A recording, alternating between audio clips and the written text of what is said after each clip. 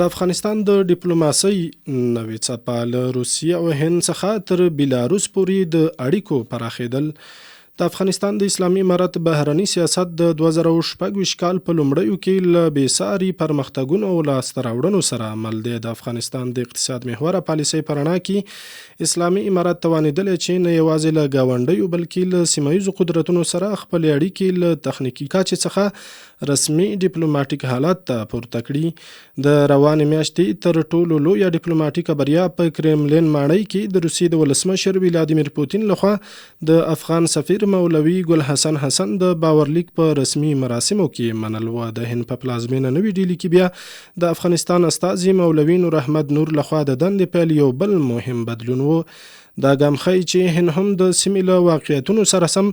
د اسلامي امارت سره رسمي تعامل ته لومړیتوب ورکړی. بلخوا بیلاروس هم تازه اعلان کړی چې افغانستان ته خپل رسمي استازی معرفي کوي. د دې ترڅنګ په افغان ترانس ټاپي 1000 سترو پروژو کې د مرکزي اسیا هیوادونو عملی همکاري دا ښیي چې افغانستان اوس د سیمې د اتصال په ریښتینی مرکز بدل شوی. اوس مهال په کابل کې نږدې 20 بهرني سفارتونه پرانیستل شوي او په 14 هیوادونو کې د اسلامي امارت ډیپلوماټانو فعال حضور لري. د اسلامي امارت چارواکي وایي چې دوی غواړي د نړۍ له ټولو هیوادونو سره د متقابل درناوي پر بنسټ رغنده اړیکې ولري.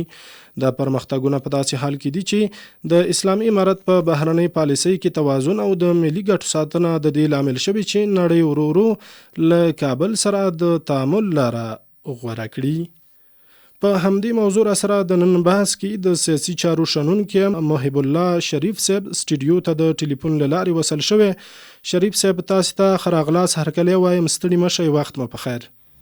السلام علیکم ورحمت الله. تاسو ته او درنو اوریدونکو ته هم زه خپل نیکی هیله او سلامونه وړاندې کوم او الله دې وکړي چې روغ او جوړ وي. ډیره زیاته مننه کوم محب صاحب. له روسیې وروسته ستاسو په نظر کوم بل سیمه ییز ځواک به لومړنی هیواد وي چې په رسمي ډول د مسکو پر قدم باندې پل کېږدي او افغانستان اسلامي امارت په رسمیت باندې وپیژني؟ زما په نظر باندې په سیمه کې یا په نړیواله کچه هغه هیوادونه چې له افغانستان سره پخوا ډیپلوماټیکې اړیکې درلودې او یا له دې وروسته غواړي له افغانستان سره ډیپلوماټیکې اړیکې ولري، زما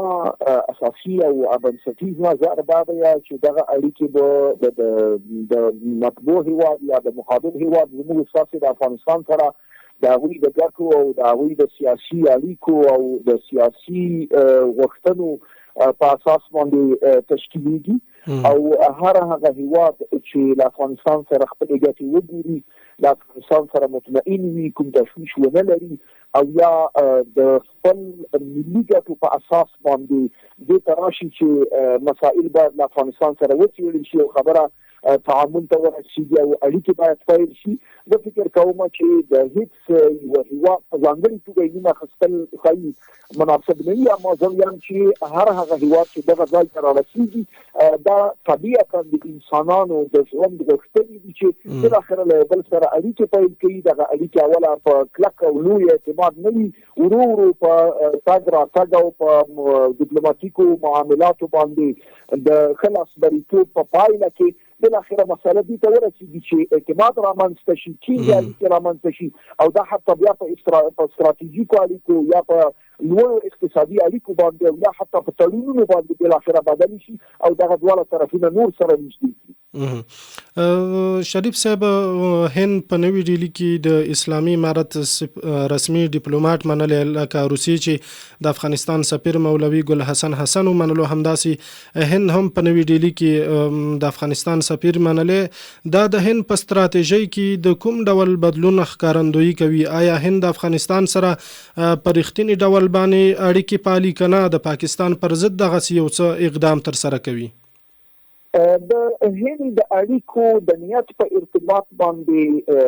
صحیح وړاندوینه صحیح بې دلایلي وي، اما زه دوه ډېر مهم مثالونه غواړم وړاندې کړم.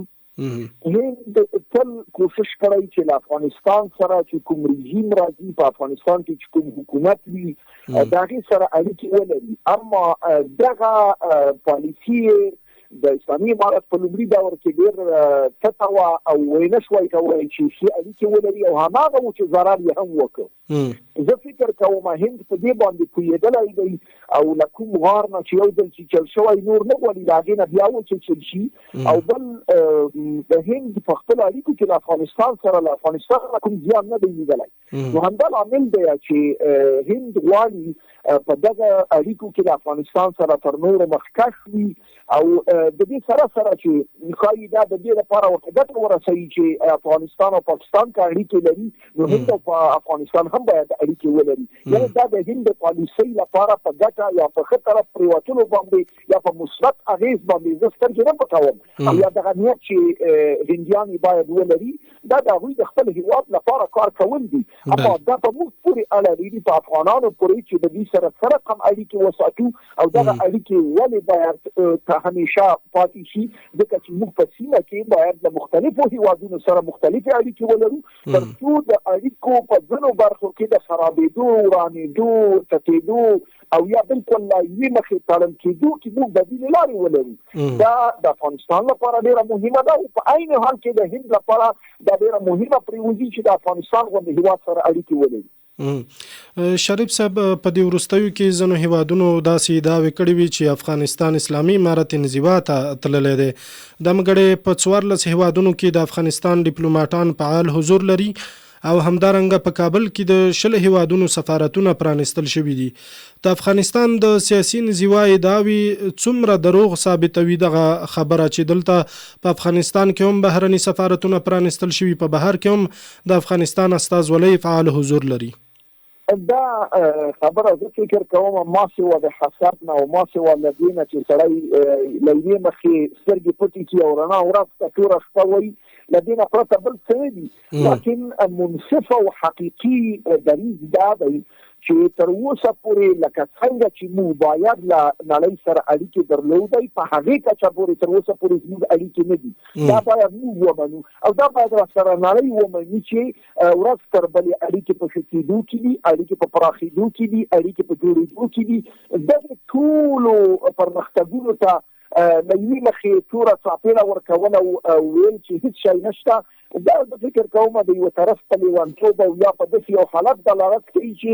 د بدیهي امورو نه انکار دا د بشریت لپاره دا د منلو وړ نه دی. دې ته موږ ضرورت نه لري چې په دې ارتباط باندې دلایل ووایو، بلکې د نړۍ هر خپلواک بشر چې عقل ولري،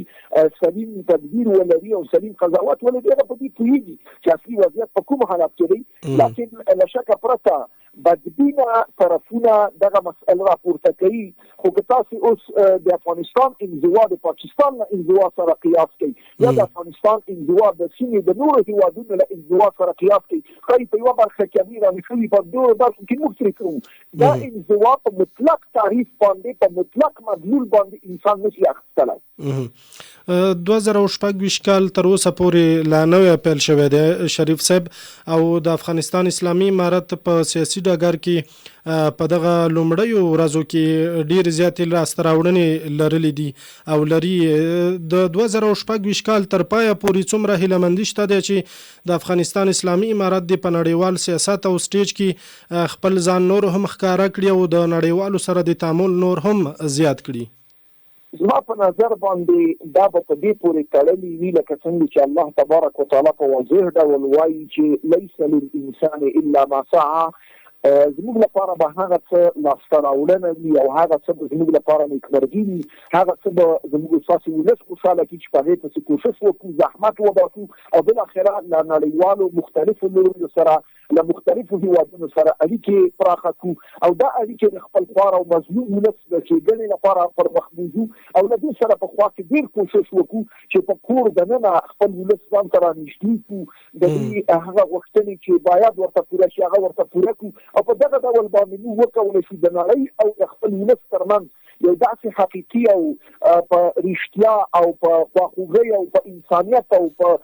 انساني سیاست باندې ولاړ اقتصادي محور سیاست باندې ولاړ د یو رول ولوبو چې هغه هم د نړیوالو لپاره د منلو وړ او هم په کور د نه لري خپل ولس خوشاله وي او د سوکالۍ ته ولاړ شي چې نه یوازې د خپل ولس لپاره د خپل خلکو لپاره خوشالي کې پیدا کوي مسؤلیت او امنیت او خیرات ژوند بلکې د نړۍ د نور بشر لپاره هم همداسې یو پول او همداسې یو مرستندوی لوري. تاسو د محب صاحب د اقتصادي تګلارې خبره وکړه. د اسلامي امارت بهرنی سیاست پر اقتصاد باندې ولاړ دی او هر وخت چې خبره کوي اقتصاد محوره پالیسی یادوي. آیا یوازې اقتصادي ګټې او د ټاپي او افغان ترانسپورت شیر باندې سترې پروژې کولای شي نړۍ مجبوره کړي چې سیاسي اختلافات یوې خواته کړي او د اسلامي امارت سره نور تعامل هم وکړي؟ تر ټولو هغه مهم او بی‌طرفه لوری یا بی‌طرفه ډګر چې موږ کې کولای شو نړۍ سره لوبې ته ووځو او دا لوبه زموږ په ګټه هم تمامه شي او د نړۍ په ګټه هم تمامه شي هغه اقتصادي ډګر یا اقتصادي میدان دی او همدا ډګر کولای شي چې په دې کې سلیمې سیالۍ او په تله پوره یو بل سره راکړه ورکړه او اقتصادي چلند کولای شي نړۍ دې ته راولي چې د تربیت په ځای باندې د استخباراتي لوبو په ځای باندې د بل د ګټو د ورانولو په ځای باندې د بل په بدمرغۍ کې ځان ته د ښې ورځې په لټولو باندې په دې په وخت کې اخیر شي دې ته چې په سلیم ډول باندې پرانه شکل باندې په ښه حسنیت باندې په احترام باندې ولاړو متقابل اړیکو باندې موږ له بل سره اړیکې ولرو او دغه چې داسې سیالۍ ته ولاړ شو چې هغه نه یوازې د افغانستان نه یوازې د سیمې بلکې د نړۍ لپاره یو داسې مثال شي چې موږ کولی شو د بدو نیتونو او بدو ارادو بدو پلانونو او شومو اهدافو په ځای باندې سم سلیم سیاسي او اقتصادي سیستم ولرو او په دغه شکل باندې موږ تاسو وکولای شو د اقتصاد له میدان نه انسانیت ته د ژغورنې لار پیدا کړو افغانستان د اوسني حالت نه راوباسو او نړۍ ته یو داسې عملي مثال کړو چې د استخباراتو او بد نیتونو په ځای باندې راځي چې په اقتصادي برخه کې داسې کار وکړو چې هم ستاسو ګټې پکې خوندي او هم زموږ ګټې او هم ستاسو ولسونه په عزت او سرلوړۍ کې ژوند وکړي او زموږ ولس دا فکر کوم چې هغه ښه لاره ده چې ډېر طرفونه در سره په اختلاف نه پیدا کوي او په سم ډول باندې او په اقتصادي اساساتو ولاړو اصول باندې در سره غواړي اړیکې جوړې کړي دا ډېره مهمه ده په اسانۍ باندې موږ کولی شو په دې کې د حل لارې ته ورسېږو. شریف صاحب د وروستۍ پوښتنې په توګه که راته ووایي د افغانستان اسلامي امارت اوسنی تعامل په قرار او ورو حالات باندې روان دی. ستاسو په نظر هغه اصلي خنډونه څه دي چې دغه تعامل له ورو حالات څخه ګړندي حالات ته نه پرېږدي او د کوم خنډونه دي چې باید له منځه ولاړ شي چې دغه ورو حالات ګړندي حالات ته لاړ شي؟ تر ټولو مهمه مسئله دا ده چې نړیوال او په ځانګړې توګه زموږ ستاسو په خوا کې هیوادونه ځینې مغرضې کړۍ چې د افغانستان د حکومت په ارتباط د افغانستان د ولس په ارتباط حتی د افغانستان په ارتباط کوم شیونه کوم معلومات نړیوالو سټیجونو باندې ځینو لورو ته ورکوي دا نهایت ګمراه کوونکي او تور معلومات دي. یوه مهمه مسئله دا ده چې د دې په مقابل کې باید زموږ ډیپلوماتان زموږ مختلفې ادارې افغان ولس په خپله د دغه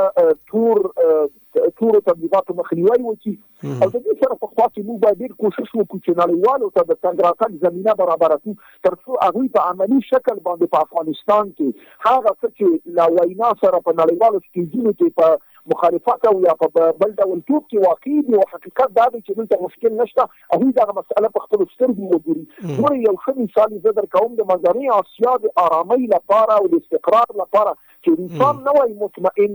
یو ګام هم د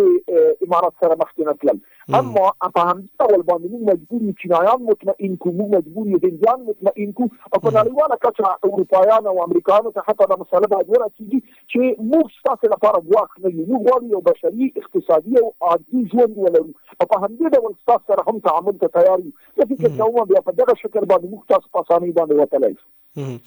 ډیره زیاته مننه کوو د سیاسي چارو شنونکی محب الله شریف صاحب چې موږ ته مو وخت راکاوه بحث مو را سره وغځاوه.